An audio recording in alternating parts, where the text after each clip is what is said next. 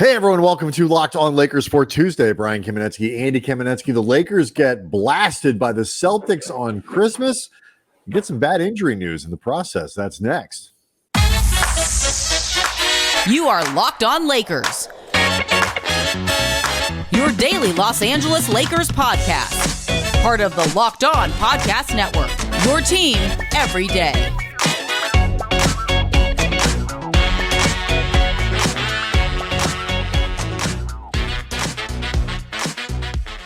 Thanks to everybody for making Locked On Lakers your first listen of every day, Monday through Friday, sometimes on weekends, no matter how or where you get your podcasts. This one, always going to be free, never behind a paywall. Locked On Lakers on YouTube is where you can go hang out with over 22,000 subscribers to the channel, all of whom are ticked off at the results of Monday's Christmas Day.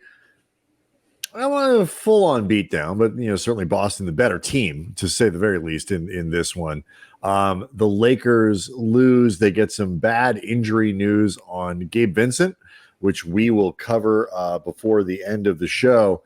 Darvin Ham and LeBron James both have said some very interesting things about kind of the state of the Lakers and where they stack up. Certainly, Andy, after losing 126-115 to the Celtics, it is clear that they are not as good as the elite teams on a night-in, night-out basis, Saturday's win notwithstanding in Oklahoma City.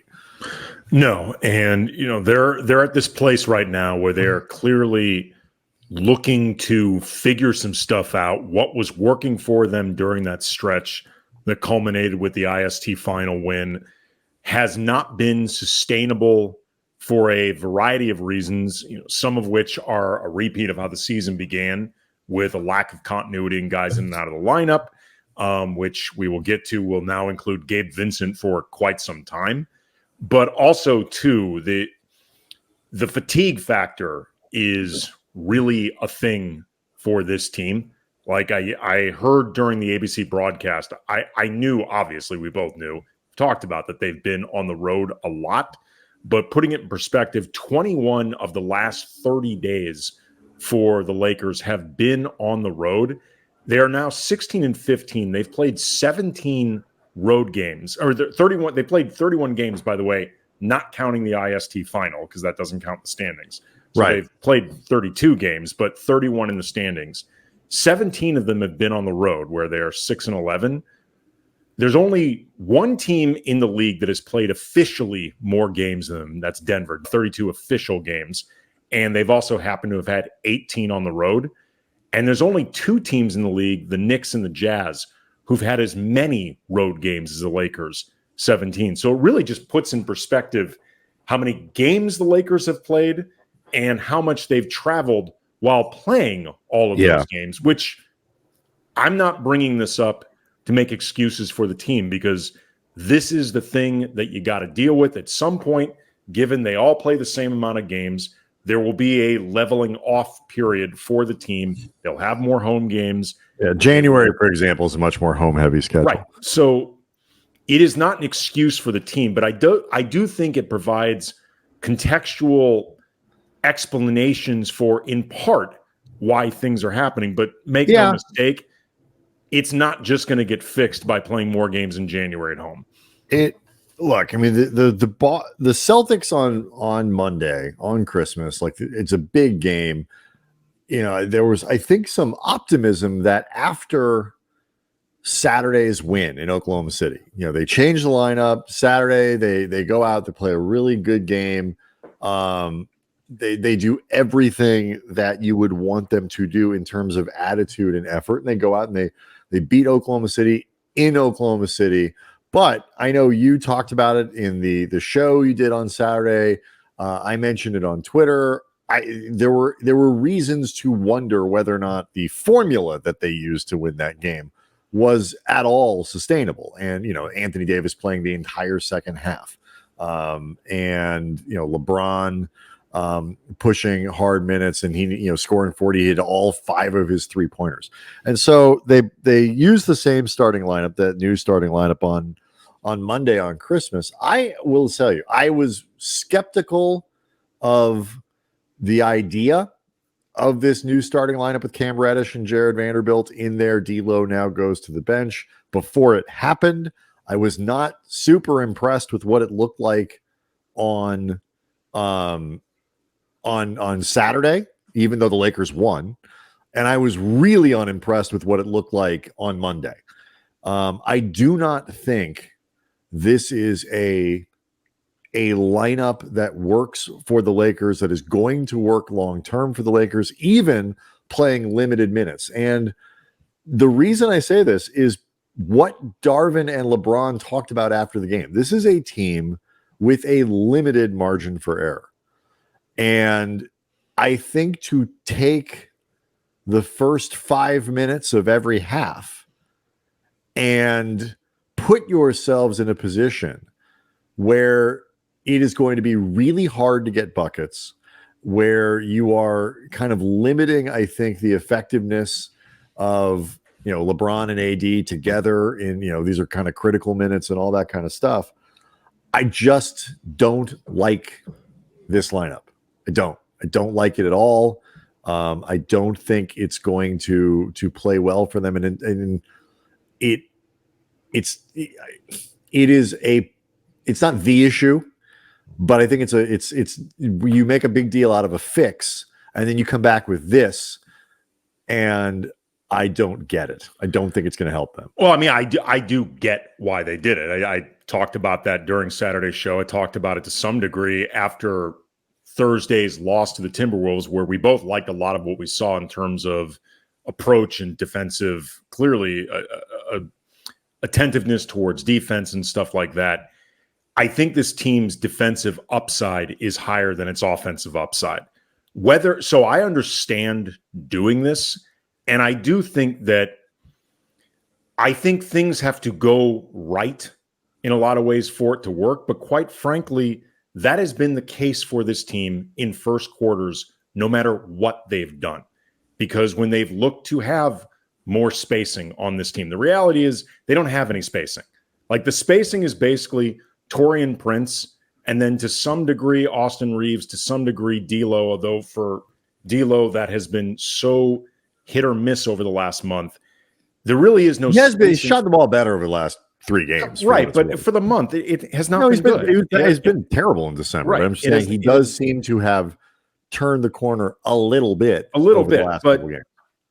in the meantime, with D'Lo, there are a lot of defensive issues. And for this team, the first quarter has been by far the most problematic on both sides of the ball.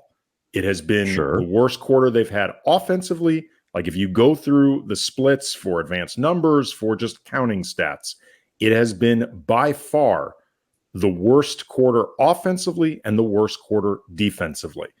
And it's not even close.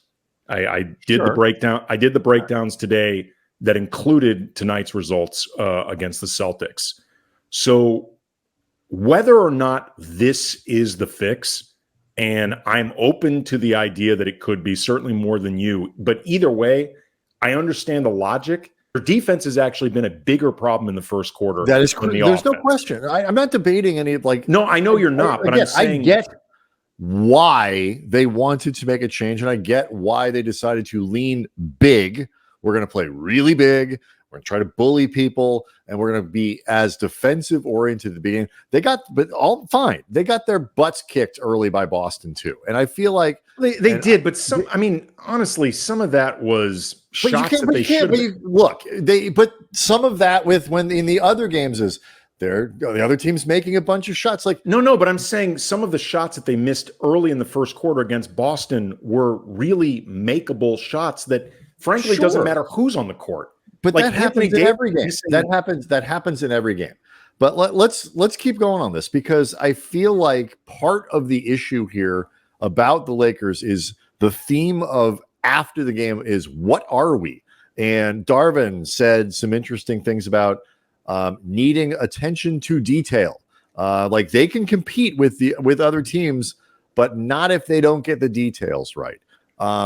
LeBron talked about like them not matching up right now to the best teams in the league. These are very interesting comments that can mean a lot of different things and can be interpreted in a lot of different ways. So we'll talk about that. We'll tell you what was good about Monday's game as well when we get back next.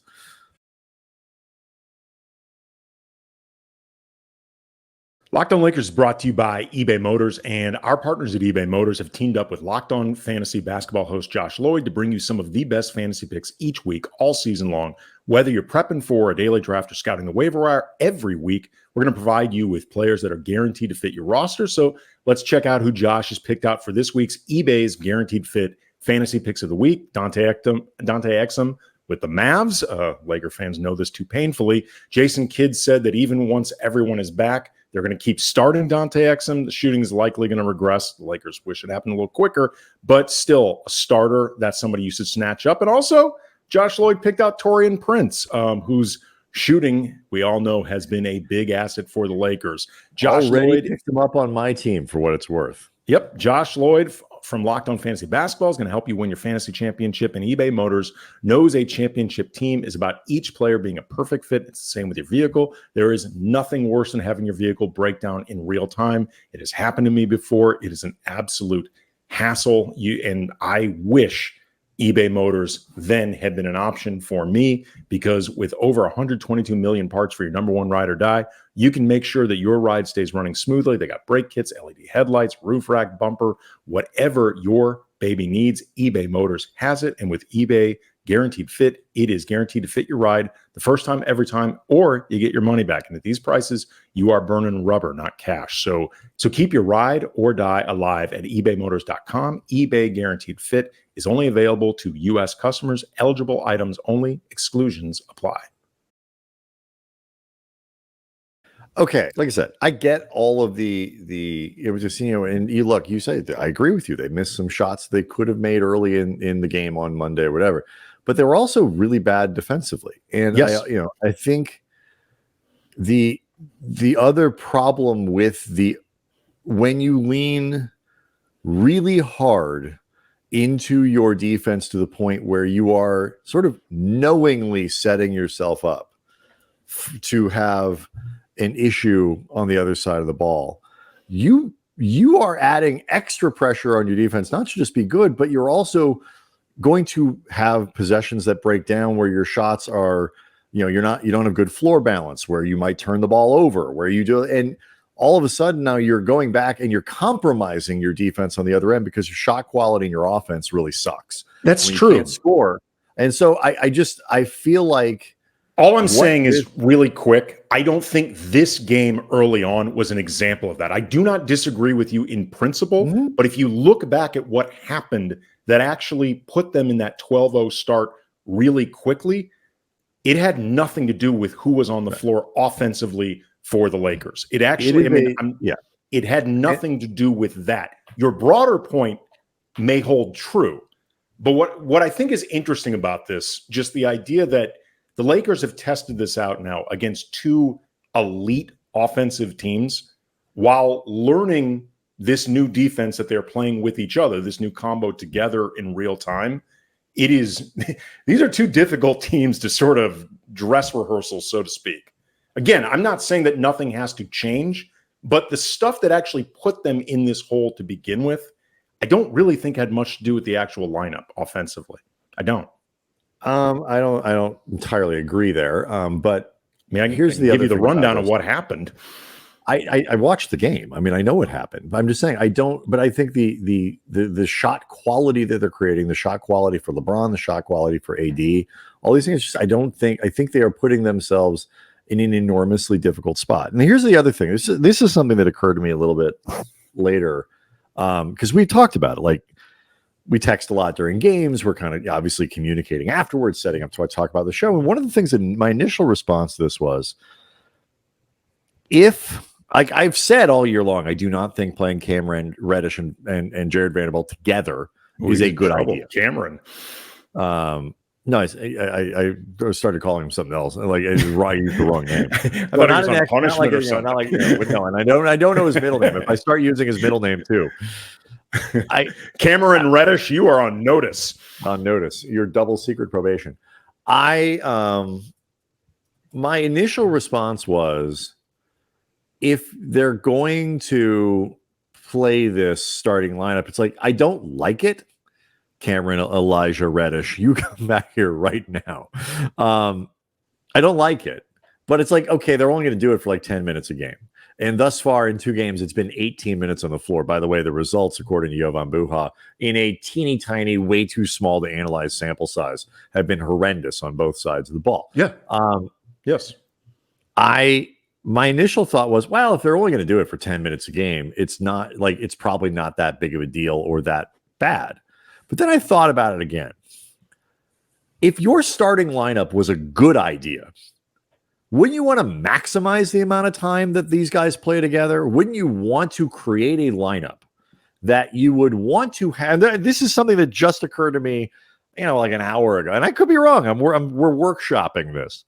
Wouldn't you want a lineup that you would feel comfortable playing for 20 minutes to 25 minutes together or whatever? The start of the half, the end of a half, the start of a half to close the game or something like that, or close to it. And the thing that I don't understand, and I don't know if you do at all either, is if you're going to change the lineup, why wouldn't you at least try the lineup now that Jared Vanderbilt is healthy, that you played pretty consistently to get yourself to the Western Conference Finals last year? That lineup has not played a minute together this year. I would be open to it. I think the biggest reason not to do it now, like, you can run the look a little bit more. I think the reason you wouldn't want to do it now as a starting lineup, this is the devil's advocate argument, is it would require you to reconfigure the entire rotation in like games 30 through 40. Like you're literally redoing the entire rotation. That would be, I think, just moving. Well, I mean, there's been a pretty significant impact in what the Lakers are doing, right? From a rotation standpoint over the last couple of games, right? But they've had to do that in part because of necessity with guys in and out of the lineup because of injuries, and then also because something wasn't working. So Darvin was looking to change it, and he clearly identified trying to crank up the defense. And if you're trying to crank up the defense, creating a backcourt of D'Angelo Russell and Austin Reeves isn't the obvious reason. Sure, like, I mean, true. I'm not saying it's the right reason. I'm saying that's the reason if you're looking to go in that direction. I do want to mention today's episode is brought to you by Game Time. Download the Game Time app, create an account, and use the code LOCKEDONNBA for $20 off your first purchase. I mean, look, there may be more of a middle ground to discover for, I guess, yet another starting lineup or some type of increased defensive integrity that doesn't hurt the offense as much once they are more familiar with each other, because they're also changing some of the ways they play defense, period. They're switching a lot more. They're doing... that group is super switchy, which is one of the reasons. So, and that's not something they've done all season. So to some degree, it may take some time for what Darvin is envisioning for it to actually happen. It may not, but I'm just saying they're changing a lot of what they were doing.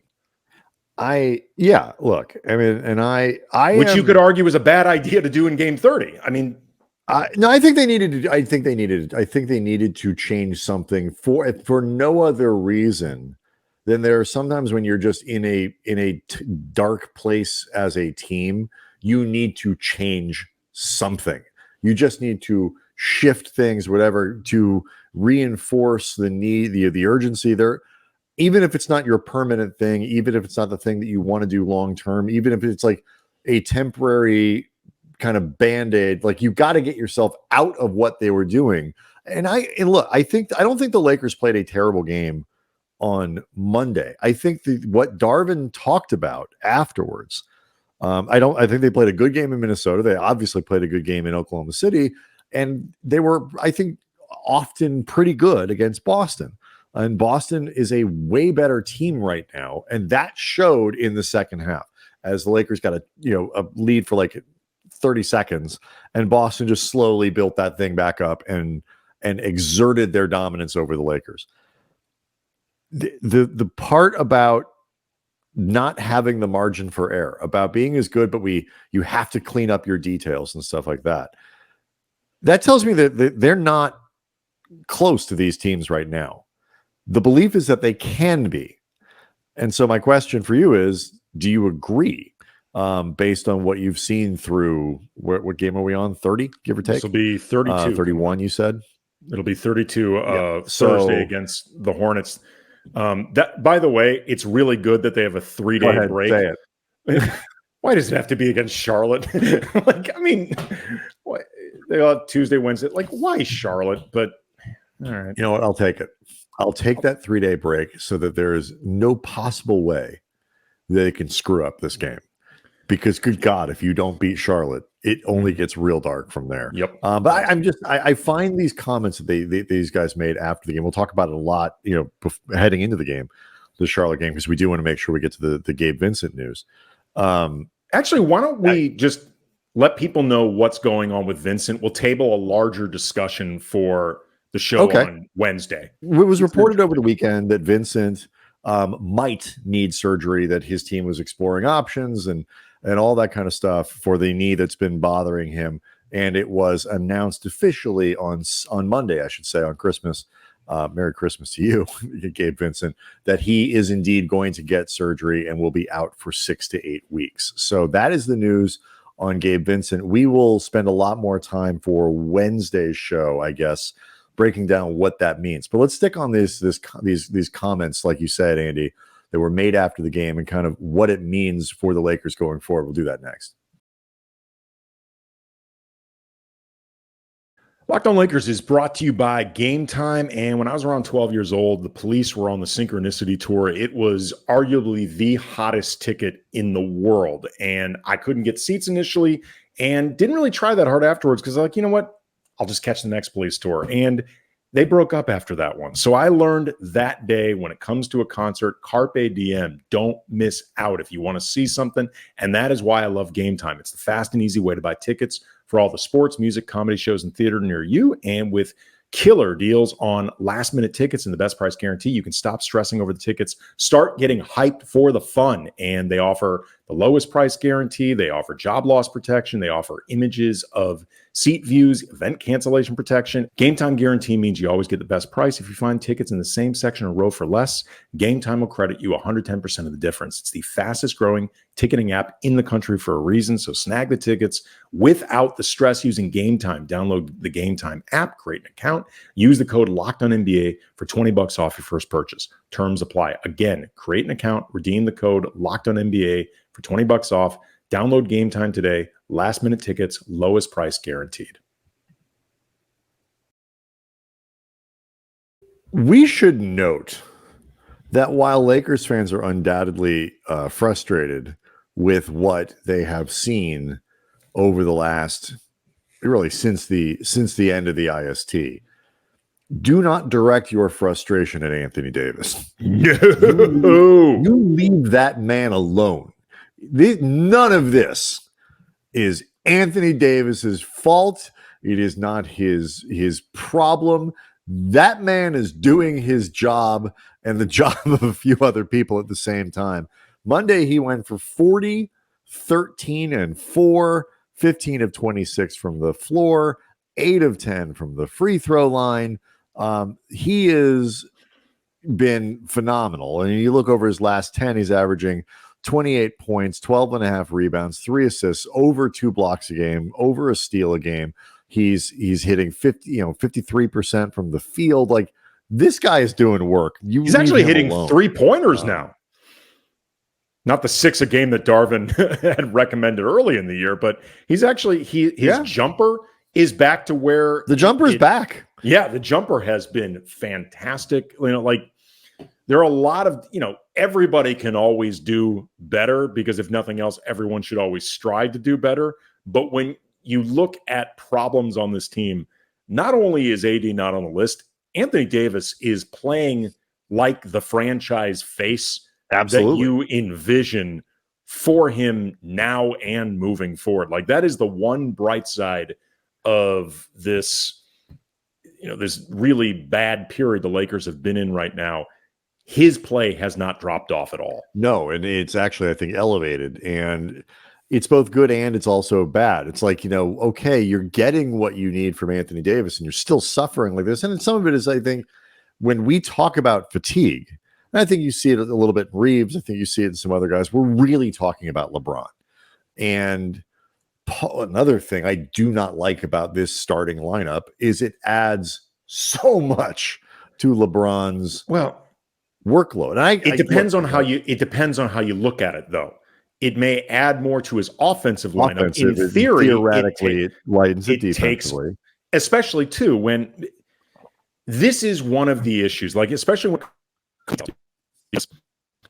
everybody in this game had points where they lost track of the details, and that includes LeBron. You know, I remember seeing him get back cut in this game. I remember seeing him get beat for there was a play rebounds. Where Cam Reddish was beat down the floor by Porzingis on a break and like stuff like that. Right. But part of the reality of LeBron at this stage of his career is for the most part, he paces himself through games. And one of the questions that I think Darvin Ham has that leads to things like this lineup, the starting lineup, which may ultimately turn into an untenable idea, is you are making a certain degree of compensations for that and trying to offset it. And as great as LeBron can still be, and as much as he can still, over pockets of games, look like not just an elite player, he can look like the best player in the game. Over the course of 48 minutes, you have to manage that. And one of the things that Darvin is trying to figure out, and I think it's obvious with a lineup like this that he landed on, is how do I compensate for LeBron doing a certain degree of coasting early on in games, to start halves, things like that. Again, this might not be the right answer, but it is a question that he has to be asking. I think the symptom, though, it's the cause of this stuff is the amount that they've leaned on him throughout the season. And so, whether maybe this lightens it ultimately, maybe it doesn't. I'm very skeptical. But they've obviously worked it too hard at the beginning of the year. They've had to do too much. We've mentioned this on the show. The everydayers will recognize it. We have mentioned too many times the problem with noting how remarkable it is LeBron is doing all this stuff at age 39, because the idea is that he wouldn't be. Not that he wouldn't be performing, but that the Lakers wouldn't need him to do this much, because the supporting cast would be lifting the team. And I don't know what to think about this offseason now, because in some ways, they've gotten good results out of Cam Reddish and that were surprising. I think Taurean Prince, I realize he is a big time target of a lot of Lakers fans, but to my mind, he is, especially after the first 5, 8, 10 games, whatever it is, played really well. He's doing exactly what they are asking him to do. Did a lot of what he was supposed to do against Boston. Yes, he did. He was. Don't blame him either. He was just fine. But the Hayes Wood thing has not worked out at all. Rui Hachimura has been all over the place, I think. This season. Gabe Vincent, it's not their fault, but Gabe Vincent got hurt. D'Lo is on the bench now. It's hard to assess whether or not they really did it and how all these pieces fit together. We thought it was going to be a really nice fit based on what they had last year and then what they added, but they haven't really done what they did last year. They haven't been able to because Vanderbilt's been hurt, but it hasn't been let's take what we did last year and supplement it with these guys. It's been, let's do something completely different. They began the season for a reason in a lot of ways, but I'm just saying that hasn't happened the way we expected. If you want to take this all the way back to the beginning of the season, when we kept hearing about all this continuity, they began the year by implementing a brand new offense and a brand new system. They went from running 4 out to 5 out. You know what I mean? They even discontinued the continuity as part of their plan beyond the things they couldn't control, like Jared Vanderbilt's health or a surprise like Cam Reddish, things like that. What's interesting, though, I'm looking at some of LeBron's numbers right now. His minutes are the lowest they've been in a while. His usage rate is one of the lowest of his career. Like they are giving other guys more things to do. I think really the problem isn't so much that LeBron is being asked to do everything on a game in, game out basis. I think it's more just they feel still dependent on him in a lot of ways. Like there's there's not an independence from LeBron that I guess to some degree was probably silly to even think about, because if you have LeBron, what's the point?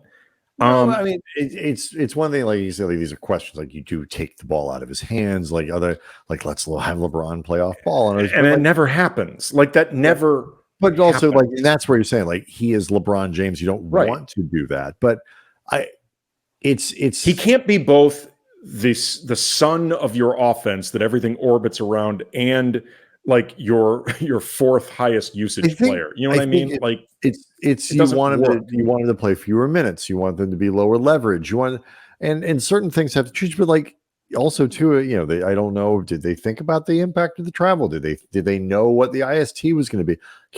Nobody knew. Nobody knew. Right. That's the thing. He's tired. And how do you keep this team afloat when the player that you are most dependent on is going through a period where he is not going to be at his best? The LeBron that we got at the beginning of the year is still really good. I'm not like trying to bash LeBron, but they were sort of staying afloat earlier in the year because they were getting like pretty close to vintage LeBron performances, earlier, in November, that just haven't been sustainable over the last 7 or 8 games. I don't know exactly how you bring that back other than to just find him rest and games he can take off, ways to preserve his legs, whatever. They need to figure out how to do it. And part of that is like, we'll talk about here's what makes it complicated. To a certain degree, they actually have done that. Like they actually have, and you start wondering, like, I would love to see LeBron's minutes go from, I think he's currently averaging a little under 35. I would love to see it get down to, say, 33.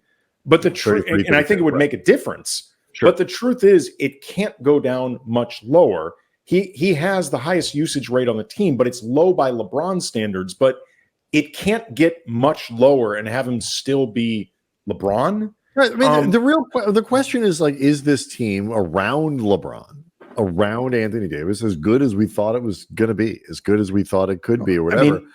I don't know. I will. We quit here, but like I am generally deferential on choices around rotations because I just believe that these guys know things. The coaching staff sees things and knows things and thinks of 2 or 3 moves down that I don't see, because that's what they do for a living, and this is what I do for a living. This is one where it didn't get it from the beginning, and I wonder if in a time where the Lakers, if they really don't have that margin for error, these kinds of choices are magnified, and obviously bad choices are magnified that much more. So I have a bunch of questions that I want to kick around tomorrow. We definitely want to get back into this Gabe Vincent stuff because it has an impact now and in February around the trade deadline. Locked On Lakers on YouTube is where you can go to hang out, see the show, talk to us, talk to other viewers of the show, leave us questions, leave us comments, let us know what you think about the new starting lineup. We will get a lot of those comments in this week. We will see everybody tomorrow.